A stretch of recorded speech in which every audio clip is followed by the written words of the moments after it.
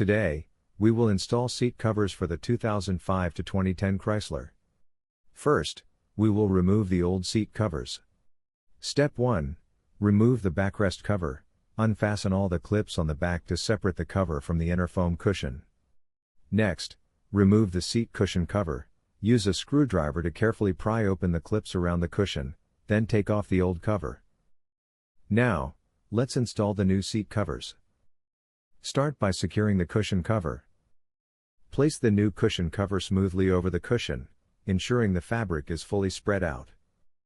Align all the clips around the cover with their corresponding positions on the foam cushion, and press them into place one by one using a screwdriver. Tuck any excess fabric carefully into the gaps of the seat to ensure a smooth and wrinkle-free surface. The side clips should be fixed to the seat base. A hammer can be used to lightly tap them in for a secure fit. Next, install the backrest cover.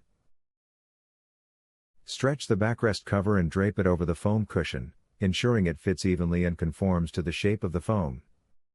Gradually press all the clips into their corresponding installation points around the edges, making sure each clip is securely fastened. After installation, check that all sides are fixed and smooth.